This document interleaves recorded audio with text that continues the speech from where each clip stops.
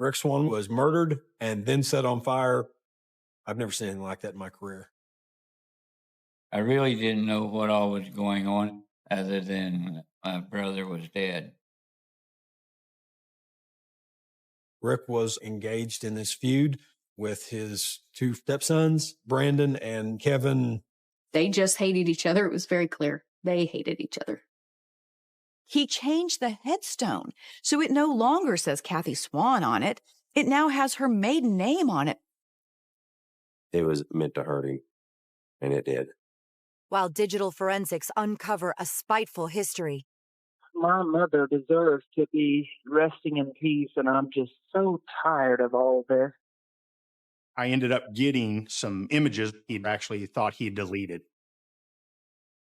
Now we had photographic evidence. And a trap set by the victim reveals the killer. He killed this man on a surveillance camera. All he'd done is help this kid. He treated him like a son.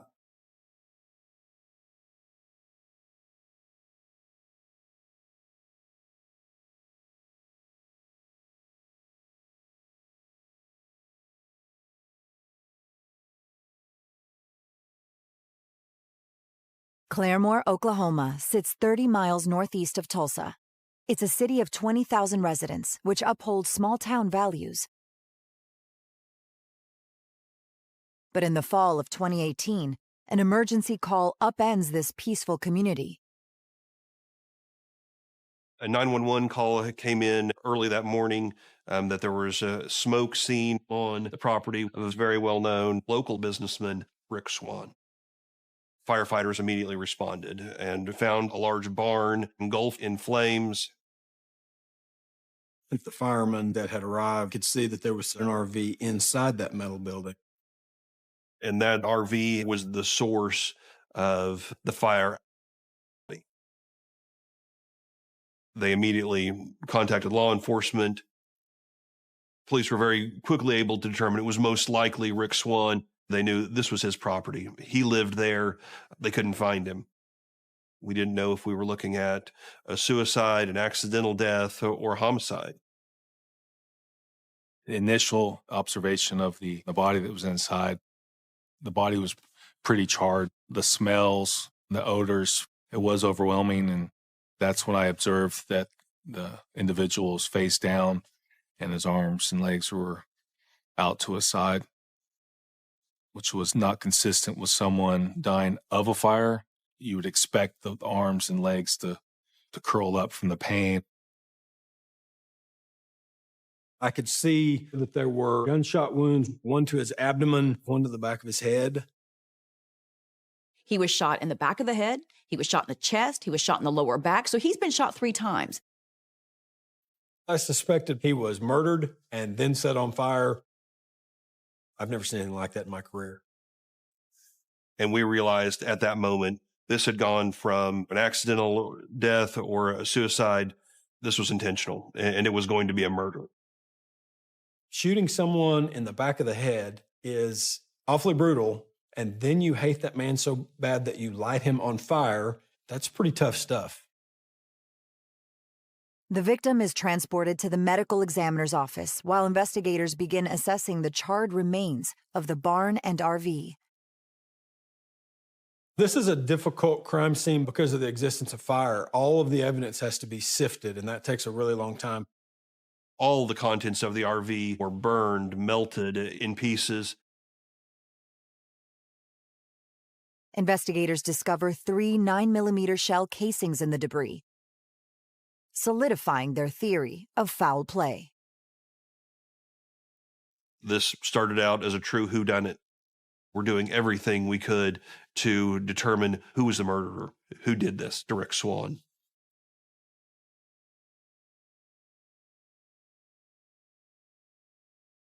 The Swan family, they were that fabric that a community's made of.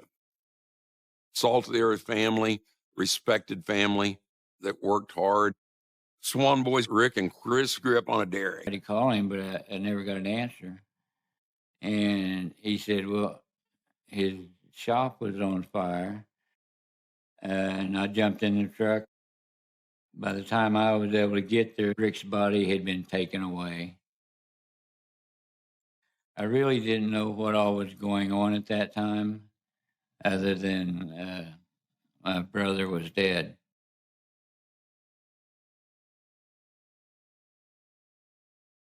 I honestly was a little bit rattled at that point. When something like that happens, all your emotions hit you at one time. You don't really know who to trust, so I thought I would call Rick's attorney.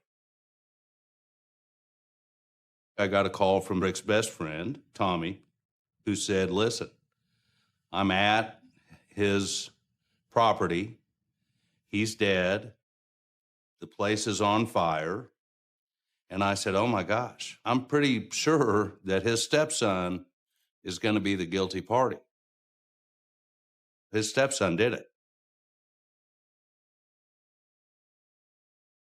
Those three, they just hated each other. It was very clear. They hated each other. There was no confusing that. Said, you're restrained from doing anything else to the gravesite until we have a hearing. And so that hearing was set for 3 o'clock. So on November 15, the day of the murder.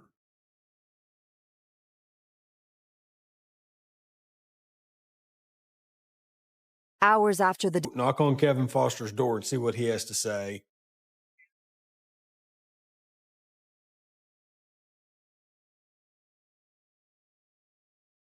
hours into the investigation. But we were always we were always brothers.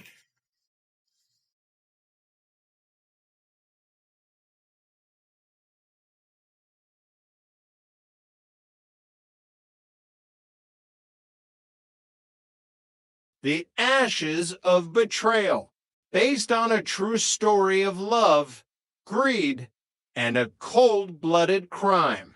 Prologue, The Smoke of Rogers County. The dawn over Claremore, Oklahoma, usually arrived with the scent of damp earth and the distant lowing of cattle a-comforting. Rhythmic start to life in a town where family names were etched into the landscape as deeply as the creek beds. But on that morning in late autumn 2018, the air carried something foul. It was a thick, oily plume of black smoke that didn't belong to a neighbor's leaf-burning pile or a morning fog.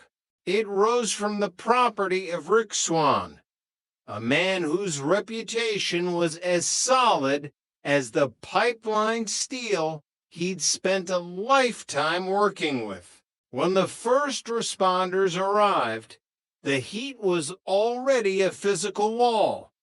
Inside the massive metal barn, a luxury of Rick's pride and joy, his sanctuary was a roaring furnace.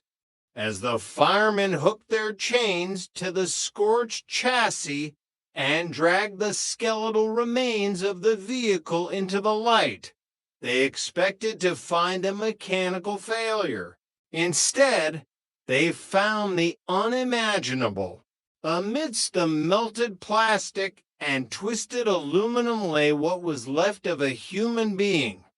The position was wrong legs and arms splayed out, defying the natural pugilistic curl of a fire victim. This person hadn't died from the smoke. They had been placed there. Detective Miller stood back, the sirens wailing behind him, and looked at the charred ground. He didn't know yet that the man in the ashes had been killed by the very boy he had tried to save. He didn't know that this wasn't just a murder, it was the final act of a Shakespearean tragedy fueled by a diamond ring, a change headstone, and a cold, calculating entitlement that had curdled into madness. Chapter 1, The Pipeline and the Dairy. Rick Swan was a man of the earth, but his soul belonged to the horizon. Growing up on a dairy farm in Oklahoma teaches a boy two things: the value of $1 and the necessity of calloused hands. Rick and his brother, Chris, had spent their youth under the unforgiving sun, hauling hay and milking cows until their backs ached. But while the farm provided roots, the pipeline provided a life. Rick was work hard, play hard personified. He spent decades traveling the vast expanse of the United States, welding and laying the veins of the country. He was a man's man, rougher on the edges, loud in his laughter, and fiercely loyal. He made good money, and he saved it. He didn't have much use for vanity, preferring the quiet of a fishing boat on an Oklahoma lake to the bright lights of a city. Yet, for all his success and the respect he garnered in Rogers County, there was a hollow space in his life. He was 45, successful, and essentially alone.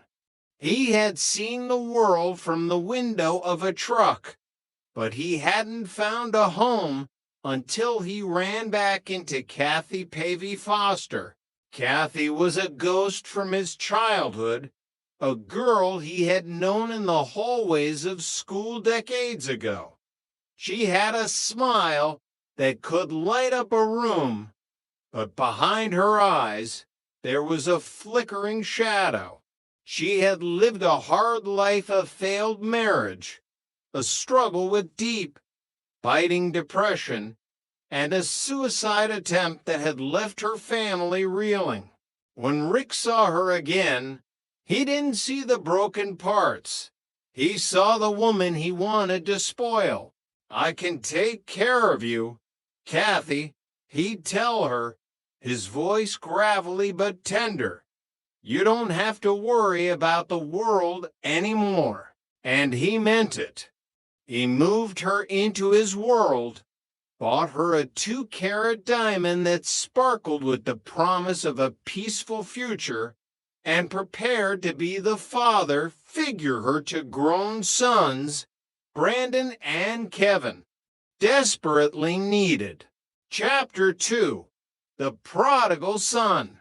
Kevin Foster was a boy who always felt the world owed him a little more than it gave. When Rick entered the picture, Kevin was a young man adrift. His relationship with his mother, Kathy, was a tangled mess of resentment and distance.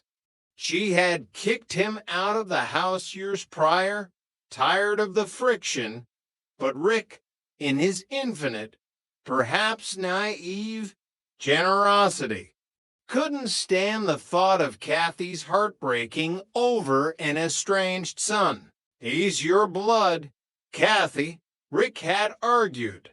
"If he's struggling, we bring him home. We fix it." Rick didn't just bring Kevin back. He paved the road for him. He bought the young man a trailer to live in, a car to get to work, and used his influence to help him get enrolled in school. Rick treated Kevin not like a stepson, but like the son he never had. He wanted to see the boy succeed, to see him wear a suit and carry a briefcase instead of a wrench. For a while, the plan worked. Kevin got a job at a bank in Tulsa. He dressed well, spoke with a measured, professional clip, and seemed to be the success story Rick had dreamed of. But entitlement is a slow-growing poison. While Rick saw himself as a benefactor, Kevin began to see Rick as an obstacle between him and the lifestyle he deserved. He watched Rick's vast land holdings, his successful business dealings, and the comfortable life his mother led. In Kevin's mind, The equation was simple. Rick has too much. I have too little. Therefore, Rick's too much belongs to me. The tension was a low hum at first, hidden beneath the surface of holiday dinners and polite thank yous. But then, the shadows in Kathy's mind began to grow longer. Chapter 3, The Suicide Note in the Drawer. In October 2016, the world Rick Swan had built came crashing down.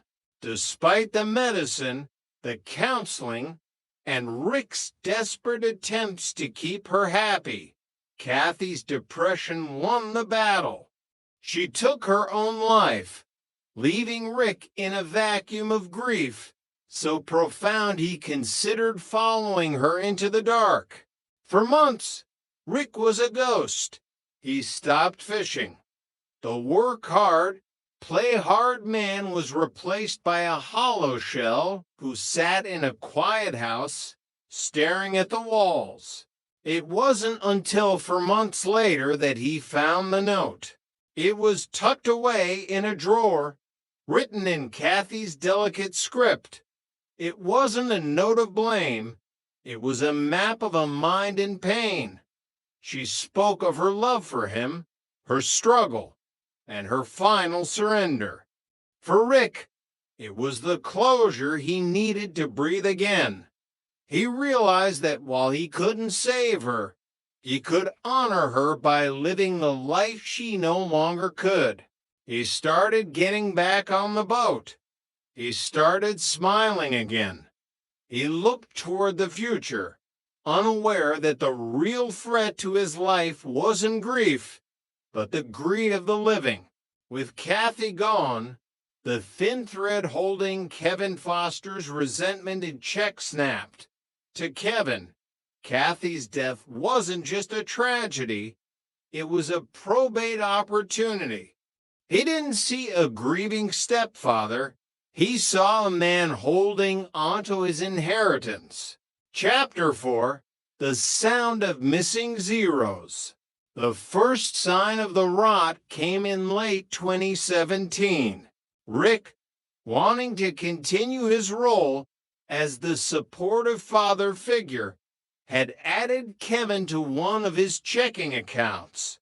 He wanted Kevin to help manage things, to feel like a part of the family business. It was a gesture of ultimate trust. In return, Kevin began to bleed him dry. It started with loans. 1,000 here, 500 there. Rick kept track in a small ledger, the numbers adding up to $7,500.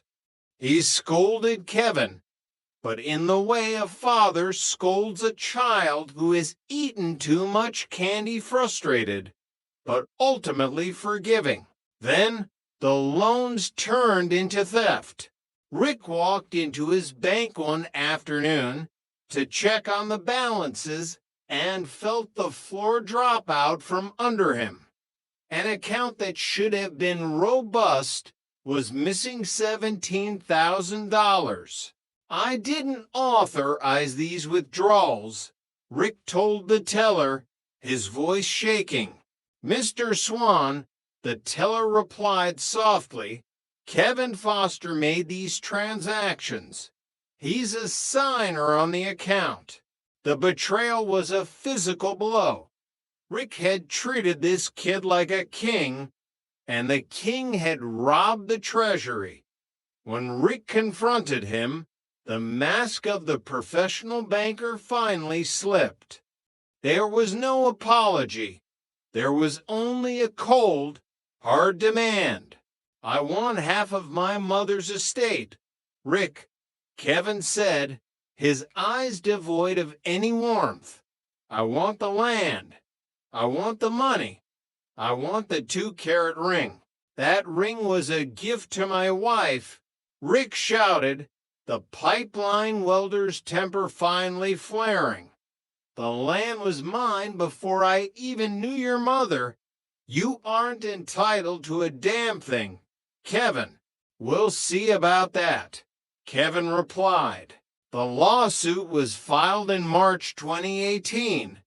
The boy Rick had saved was now suing him for everything he owned. Chapter 5. The Vanishing Rings. The house felt different now.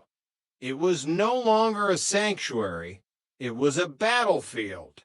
Rick began to notice small things. A picture frame moved an inch to the left. The smell of a cigarette he didn't smoke.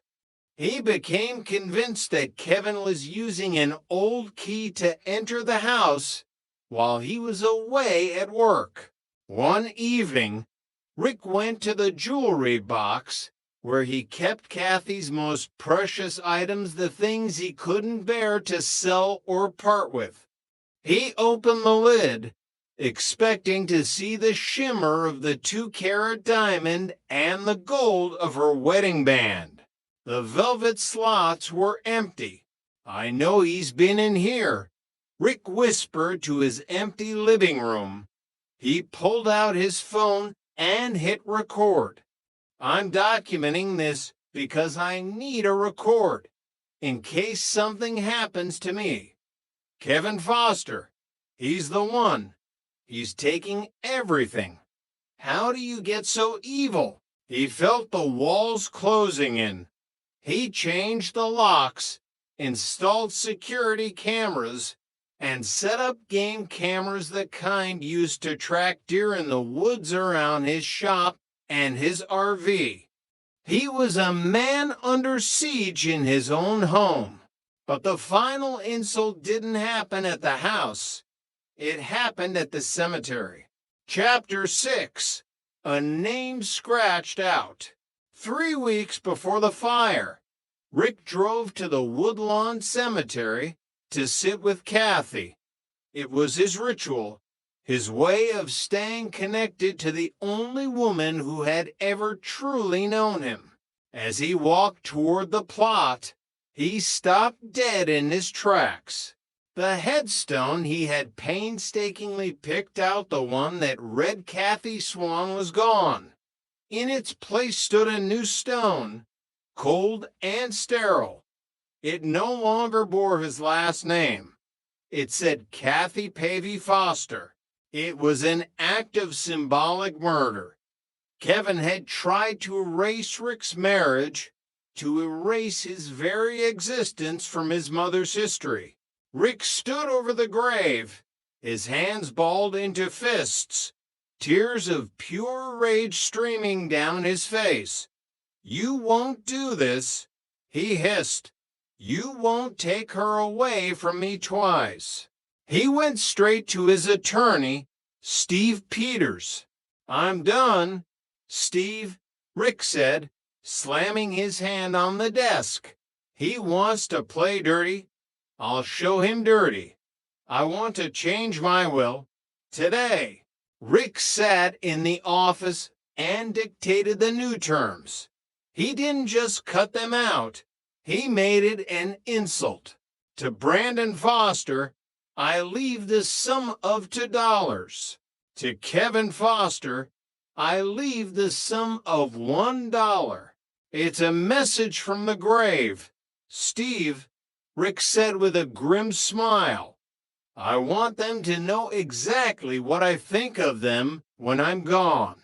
The hearing for the restraining order regarding the headstone was set for November 15th, 2018 at 3 o'clock in the afternoon. Rick Swan would never make it to that hearing. To be continued. Grave Betrayal, The Embers of Greed. Prologue, The October Wind. The wind in Claremore, Oklahoma, has a way of carrying secrets across the prairie. In the fall of 2018, it carried the scent of scorched metal and something far more sinister, the smell of a life extinguished in malice. Rick Swan was a man built from the very soil of Rogers County. He was a man of the earth of the dairy, and of the long, lonely miles of the pipeline. He believed in hard work, the sanctity of a handshake, and the enduring power of love, even when that love was buried 6 feet under a granite slab. But Rick didn't know that the boy he had treated as a son was stoking a fire that no amount of Oklahoma rain could ever put out. Chapter 1: The Inferno at Dawn. The morning of November 15th began with a silence that felt heavy, like the humidity before a storm.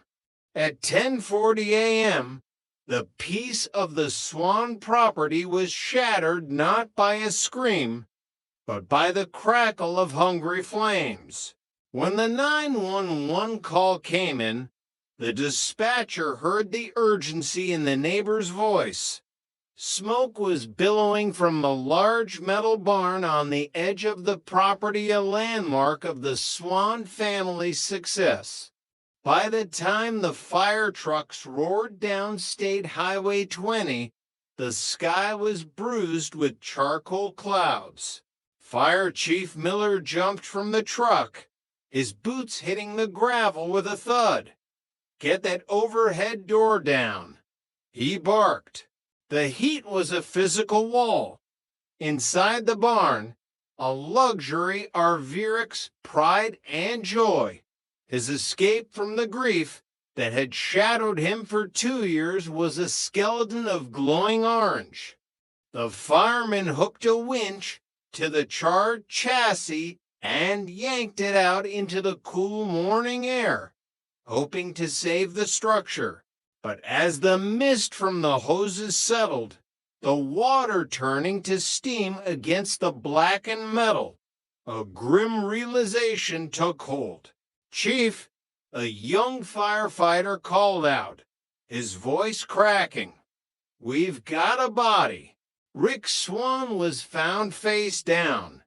In the professional eyes of the investigators, who arrived shortly after, something was wrong. In a typical fire death, the body assumes a pugilistic pose, limbs curled inward as muscles contract from the heat. Rick lay flat, his arms and legs splayed. He hadn't died from the smoke. He had been placed there. The medical examiner would later confirm the brutality: 3 9mm rounds, 1 to the abdomen, 1 to the chest, and the final, coldest shot to the back of the head. It wasn't just a murder, it was an execution followed by a desecration. Chapter 2: The Fabric of a Family. To understand the fire, one had to understand the man. Rick Swan and his brother, Chris, were the salt of the earth. They grew up on a dairy farm where the day began at 4:00 a.m. and ended when the work was done. Rick was always the one who pushed harder, Chris would later recall, staring at old photos of them in denim overalls. He worked the pipeline, traveling across the country, but his heart was always in Claremore. He just wanted a family. He just wanted someone to come home to. That someone arrived in the form of Kathy Pavey Foster. They were childhood friends who rediscovered each other in the autumn of their lives. At 45, Rick fell with the intensity of a teenager. He didn't just love Kathy, he adored her. He proposed with a 2-carat diamond ring that caught the Oklahoma sun, a symbol of a new beginning for both of them. But Kathy carried shadows that Rick couldn't always light up. She struggled with a deep, episodic depression. Rick, ever the provider, became her rock. He didn't just take on Kathy, He took on her two sons from a previous marriage, Brandon and Kevin. Brandon was the older, more distant one. But Kevin was the one Rick tried to save. She kicked Kevin out. Rick once told his best friend, Tommy Barrett, over a fishing line. But I can see it hurts her. A mother needs her boy. I'm gonna bring him back. I'm gonna give him a chance. Rick bought Kevin a trailer. He bought him a car. He helped him get into school. He treated the boy not as a stepson, but as a legacy. Chapter 3, The Crack in the Foundation. For 11 years, the Swan household was a place of relative peace. Kevin found a job at a bank in Tulsa. He looked professional, spoke well, and seemed to be the success story Rick had prayed for. But the peace was a fragile glass.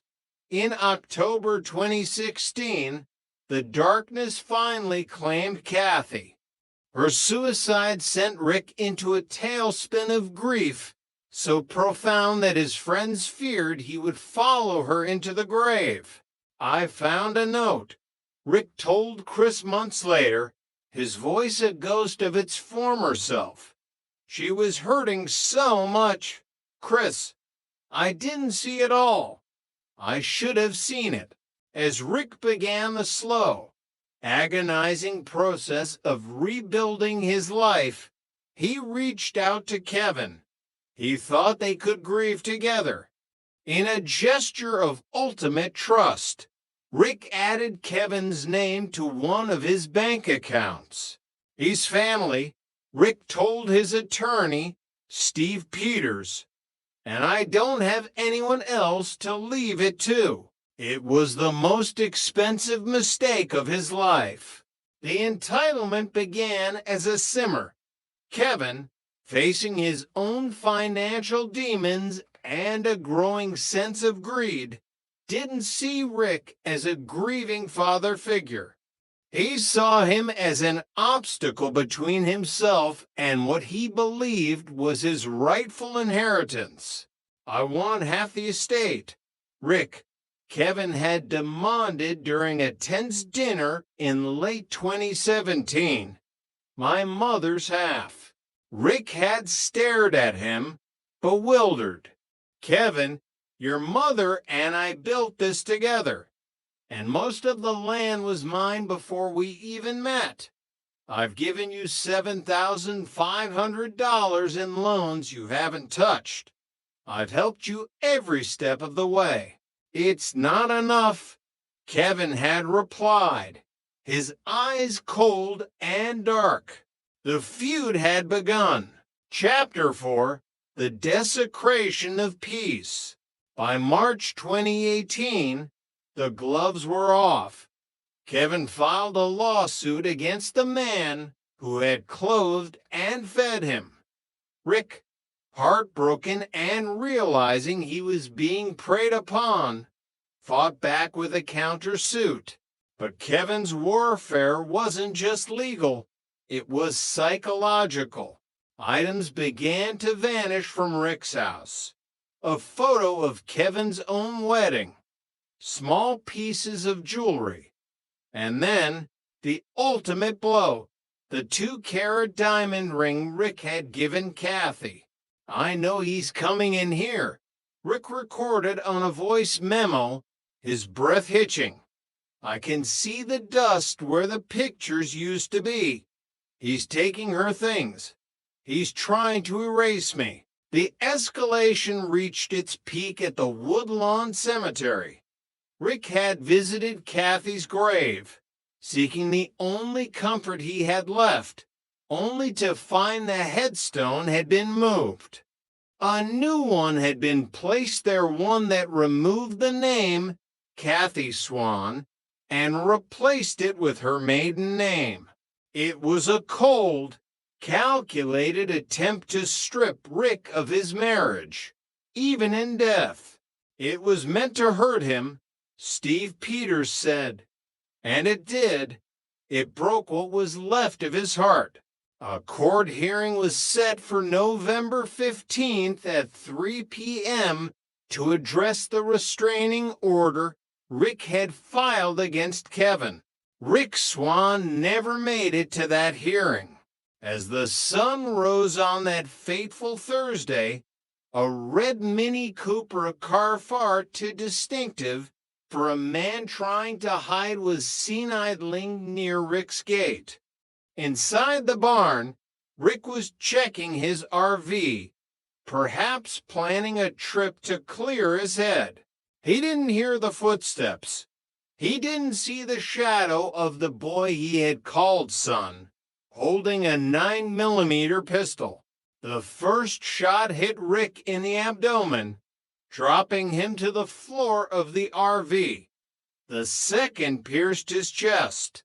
As Rick lay dying, gasping for air in the home he had built with love, Kevin Foster walked up and placed the barrel against the back of his stepfather's head. Click! Then came the gasoline. Then came the match. Kevin Foster didn't just want Rick dead. You wanted him gone. You wanted the evidence of his life turned to ash. But Kevin Foster was about to learn that in the digital age, fire doesn't hide everything. And Rick Swan, even in his final moments of fear, had set a trap that the killer never saw coming. Ashes of Betrayal, a novel based on a true crime. Prologue: The smoke over Claremore. The dawn over Claremore, Oklahoma, in the fall of 2018 didn't break with the usual golden promise of the Great Plains. Instead, it arrived shrouded in a thick, acrid gray that clung to the frost on the grass. It was 10:40 a.m. when the first call crackled through the dispatch center. A neighbor on the outskirts of town had noticed a column of black smoke rising from the property of Rick Swan. In a community like this, where everyone knew the rhythm of their neighbors' tractors and the silhouette of their barns, smoke at that hour was a siren of its own. Rick Swan was not just a businessman, he was a pillar. He was the kind of man whose handshake was a contract and whose word was a bond. When the firefighters arrived, they found the large metal barn a structure that had stood as a testament to Rick's hard work surrounded by dancing orange tongues of heat. There's an RV inside. One of the firemen shouted over the roar. The overhead door was a wall of searing metal. They hooked a chain to it, the engine of the fire truck groaning as it yanked the door from its tracks. Inside, the source of the inferno was clear. Rick's RV, his sanctuary, was a skeletal cage of fire. They dragged it out into the gravel yard, dousing it with thousands of gallons of water until the screaming hiss of steam replaced the crackle of flames. But as the mist cleared, the silence that followed was heavier than the smoke. In the charred remains of the RV, face down in the soot, lay a body. His limbs were not curled in the pugilistic stance typical of fire victims, those who succumb to the heat and reflexively draw their arms and legs inward. No, this man lay flat, sprawling as if he had been discarded. Investigator Miller stepped through the wet ash, his boots crunching on ruined dreams. He knelt, brushing away a layer of gray dust. He didn't need a medical examiner to tell him what he saw. There were holes that the fire hadn't made. one in the abdomen, one in the chest, and the most brutal of all a dark, jagged entry point at the base of the skull. This wasn't an accident, Miller whispered, the smell of gasoline and burnt rubber filling his lungs. Someone hated this man enough to kill him and then try to erase him from the earth. Chapter 1, The Pipeline Man. To understand the fire, one had to understand the man who died in it. Rick Swan was born to the dirt and the dawn. Growing up on a dairy farm outside of Claremore, he and his brother Chris had learned early that life was measured in gallons of milk and acres of hay. They were salt of the earth people, the kind of family that formed the invisible fabric of Oklahoma. Rick was a man of contrasts. He was a work hard, play hard soul. When he wasn't tending to the family's land, he was out on the pipelines, a job that took him across the jagged heart of America. He was a nomad for hire, welding the veins of the country together under the searing sun of Texas and the freezing winds of the Dakotas. But as he hit his 40s, the road began to feel longer. The motel rooms felt colder. He wanted what he had spent his life building for others, a home. In 2003, Rick crossed paths again with Kathy Petty Foster. They had gone to school together decades ago, back when the world was simple and the biggest worry was the Friday night football score. Kathy was a woman who carried a quiet beauty, but also a shadow that Rick, in his optimism, thought he could light up. "You look like you've seen the world, Rick," Kathy had said over their first coffee at a local diner. "I've seen the dirt of 48 states, Kathy," Rick replied, his voice a gravelly rumble. "I think I'm ready to see the same port every morning for a while." Kathy smiled, but it didn't quite reach her eyes. She had two sons, Brandon and Kevin, both nearly grown. She had a history of depression that sat in her chest like a heavy stone, and a past suicide attempt that she spoke of in hushed, shame tones. Rick didn't care about the shadows.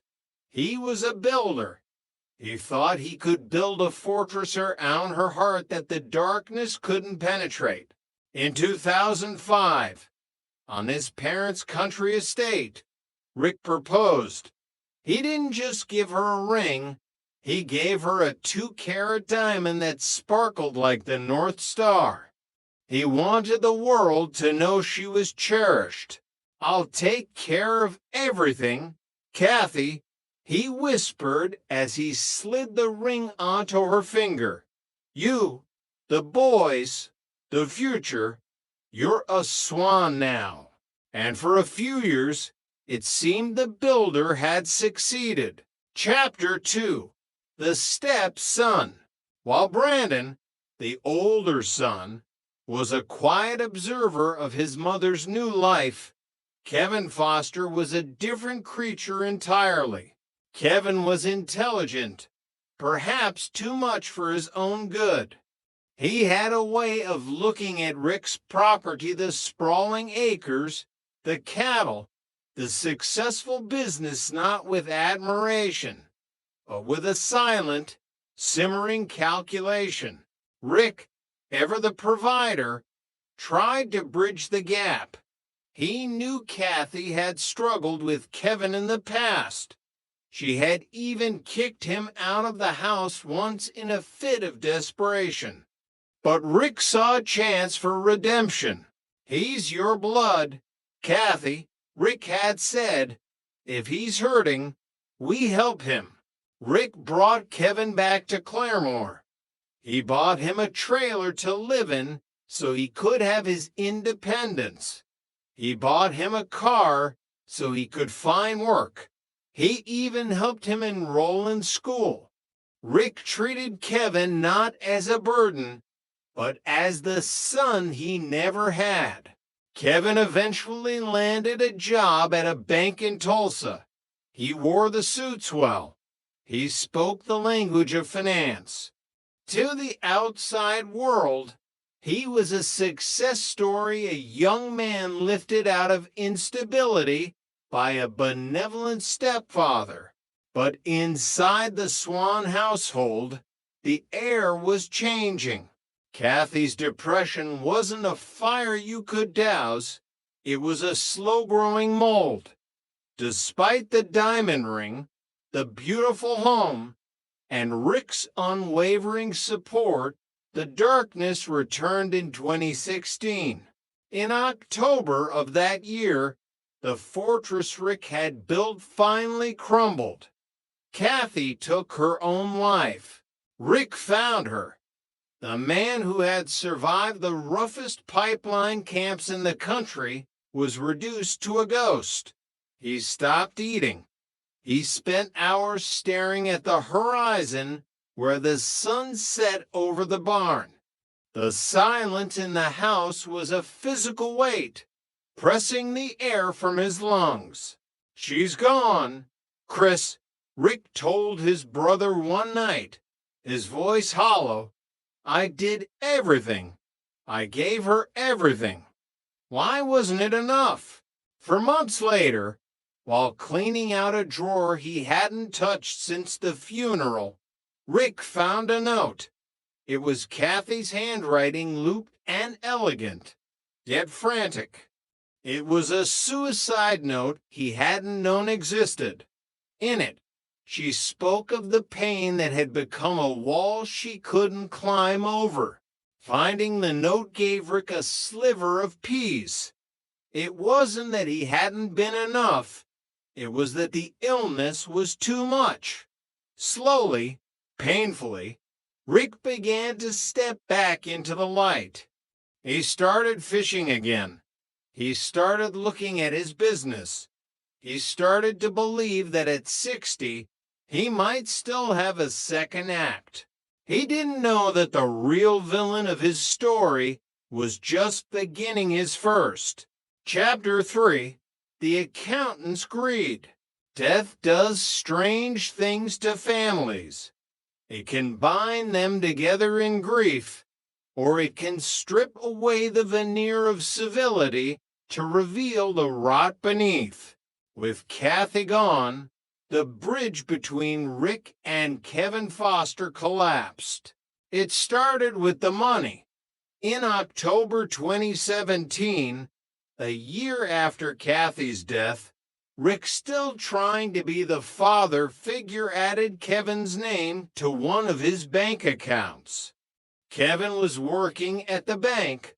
After all, he knew how to handle numbers.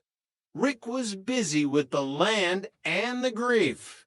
"I trust you, Kevin," Rick had said. "Just help me keep things straight." It was the greatest mistake of his life. Kevin wasn't just handling the money. He was drowning. Unbeknownst to Rick, Kevin's life in Tulsa was a house of cards. He had developed a taste for a lifestyle his salary couldn't support, and he had been caught in a web of financial irregularities at his own job. By the end of 2017, Rick noticed the leaks. First, it was small amounts, a few hundred here, 1,000 there. Rick scolded him, treating it like a wayward child stealing from a cookie jar. "I've loaned you $7,500, Kevin," Rick told him in the farm office, the scent of old paper and diesel in the air. "You need to pay this back. We're family. But business is business. Kevin's face didn't redden with shame. It hardened into a mask of entitlement. My mother's name was on this estate. Rick, Kevin replied, his voice cold. I'm her heir. I'm not borrowing anything. I'm taking what's mine. Your mother and I were married. Kevin, this land was mine before she ever stepped foot on it. I gave her a life. I gave you a life. The entitlement grew like a fever. Kevin began demanding more. You wanted half of Rick's land. He wanted the personal property. And then he wanted the ring. I want the 2-carat diamond, Kevin demanded during a heated phone call. It's sentimental. It's all I have left of her. Rick gripped the phone, his knuckles white. Sentimental. You want to hawk it. Kevin, I know you. That ring was my promise to her. You're not touching it. In December 2017, the feud became a war. Rick went to the bank to check the account they shared. He expected to see a balance of $20,000. Instead, he found $3,000. Kevin had withdrawn $17,000 in a single week without a word. Rick sat in his truck in the bank parking lot, the engine idling. He felt a sensation he hadn't felt in years, pure, unadulterated betrayal. He had treated this boy like a son. He had saved him from the streets. And in return, Kevin was picking his pockets before his mother's grave had even settled. Rick walked back into the bank and stripped Kevin's name from every account he owned. The gloves are off, Rick muttered to the empty cab of his truck. Chapter 4, The Desecration. March 2018 brought the first legal salvo. Kevin Foster filed a lawsuit against Rick Swan. It was a desperate, grasping document claiming he was owed a massive portion of Rick's estate as part of his mother's inheritance. There was no legal basis for it, no will, no right of survivorship, but it was a declaration of hate. Rick countersued. He was a pipeline man. He didn't back down from a fight, but the stress was taking its toll. He started noticing things around the house. A picture of Kevin and his wife Alyssa was missing from its frame. The dust on the shelf showed exactly where it had sat. Then the jewelry boxes. Kathy's other rings, the ones Rick had bought her for anniversaries, were gone. He's breaking in, Rick told his attorney, Steve Peters. He has a key I didn't know about, or he's picking the locks. He's ghosting through my house. Steve, I feel like I'm being hunted in my own home. Rick bought game cameras, the kind hunters used to track deer in the Oklahoma brush. He hid them in the trees, on the fence lines, and inside the barn. He began documenting everything. He carried a small recorder, narrating his findings like a man who knew he was living his final chapters. I'm doing this because I need a record. Rick recorded one evening, his breath heavy in the mic. In case something happens to me, I want someone to see this. Kevin Foster, he's become something evil. But the true blow came 3 weeks before the end. Rick went to Woodlawn Cemetery to visit Kathy.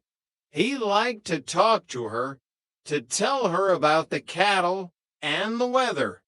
But when he reached the plot, he stopped dead. The headstone he had designed, the one that read Kathy Swan, His wife was gone. In its place sat a new stone. It was cold, sharp-edged, and bore her maiden name, Kathy Pavey. Kevin had gone to the cemetery under the cover of night, hauled away the monument of Rick's love, and replaced it with a stone that effectively erased Rick from her life. Rick fell to his knees in the grass. It wasn't about money anymore. It wasn't about the $17,000 or the 2-carat ring. This was a desecration of the soul. You've wiped her out. Rick sobbed into the wind. You've wiped me out. Rick obtained a temporary restraining order. A hearing was set for November 15, 2018 at 3 p.m. Rick intended to face Kevin in front of a judge and end this madness once and for all. He never made it to the courthouse. Chapter 5, The Red Mini Cooper, November 15, 2018. The morning started like any other for Rick Swan. He had chores to do. He had a shop to organize. He had a life to lead, even if it was a life under siege. At 10:40 a.m., a neighbor driving down State Highway 20 noticed something odd. Parked just outside Rick Swan's closed gate was a vehicle that didn't belong in the world of heavy-duty pickups and dusty farm equipment. It was a red Mini Cooper, bright, distinctive, and out of place. 30 minutes later, the neighbor saw the smoke. As the firefighters were pulling Rick's body from the ashes, the red Mini Cooper was miles away, speeding through the outskirts of Tulsa. Kevin Foster sat behind the wheel, his hands gripping the steering wheel so hard his knuckles were white. He was breathing in short, shallow bursts. On the passenger seat lay a smashed cell phone and a 9mm handgun, still warm from its work. He looked at his watch. It was almost noon. He had a court hearing at 3 p.m. He needed to be there. He needed to be the grieving, frustrated son. He needed to look the attorney in the eye and ask why Rick hadn't shown up. But as he drove, a thought began to itch at the back of his mind. A memory of a small, green plastic box he had seen tucked into the shadows of the barn rafters as he was pouring the gasoline. A game camera. He had tried to find them all. He had searched the trees. He had looked at the fence posts.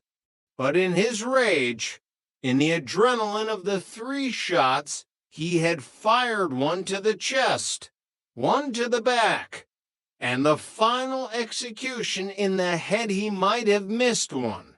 It doesn't matter, Kevin whispered to himself, adjusting his tie in the rearview mirror. The fire will take care of it.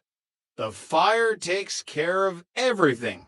He arrived at the courthouse in Tulsa at 2:55 p.m. He walked with a confident stride, the image of a professional man seeking justice. When Steve Peters, Rick's attorney, didn't see Rick, he was confused. When the clerk announced the hearing was canceled due to an emergency, Kevin played his part to perfection. He called Steve Peters afterward, his voice a master class in feigned curiosity. Mr. Peters, this is Kevin Foster. We had a 3 o'clock hearing. I'm curious why we couldn't meet. My mother deserves to rest in peace. And I'm just so tired of all this. What's the next step? On the other end of the line, Steve Peters stood in the shadow of the smoldering barn, watching the coroner load a black bag into a van. He listened to Kevin's voice school, calm and utterly detached. "The next step, Kevin," Steve said, his voice trembling with a mix of grief and fury. "The next step is the police. Rick is dead." There was a silence on the line. Not a gasp, not a cry of "oh my God," just a hollow, chilling silence. "I see," Kevin finally said. Then he hung up. The Ashes of Betrayal, based on a true story of love, greed, and a cold-blooded crime. Prologue: The smoke of Rogers County. The dawn over Claremore, Oklahoma, usually arrived with the scent of damp earth and the distant lowing of cattle comforting. Rhythmic start to life in a town where family names were etched into the landscape as deeply as the creek beds. But on that morning in late autumn 2018, the air carried something foul. It was a thick, oily plume of black smoke that didn't belong to a neighbor's leaf-burning pile or a morning fog. It rose from the property of Rick Swan, a man whose reputation was as solid as the pipeline steel he'd spent a lifetime working with. When the first responders arrived, the heat was already a physical wall. Inside the massive metal barn, a luxury Rick's pride and joy, his sanctuary was a roaring furnace. As the firemen hooked their chains to the scorched chassis and dragged the skeletal remains of the vehicle into the light, they expected to find a mechanical failure. Instead, they found the unimaginable. Amidst the melted plastic and twisted aluminum lay what was left of a human being. The position was wrong legs and arms splayed out, defying the natural pugilistic curl of a fire victim. This person hadn't died from the smoke. They had been placed there. Detective Miller stood back, the sirens wailing behind him, and looked at the charred ground. He didn't know yet that the man in the ashes had been killed by the very boy he had tried to save. He didn't know that this wasn't just a murder. It was the final act of a Shakespearean tragedy fueled by a diamond ring, a change headstone, and a cold, calculating entitlement that had curdled into madness. Chapter 1: The Pipeline and the Dairy. Rick Swan was a man of the earth, but his soul belonged to the horizon. Growing up on a dairy farm in Oklahoma teaches a boy two things: the value of $1 and the necessity of calloused hands. Rick and his brother, Chris, had spent their youth under the unforgiving sun, hauling hay and milking cows until their backs ached. But while the farm provided roots, the pipeline provided a life. Rick was work hard, play hard personified. He spent decades traveling the vast expanse of the United States, welding and laying the veins of the country. He was a man's man, rougher on the edges, loud in his laughter, and fiercely loyal. He made good money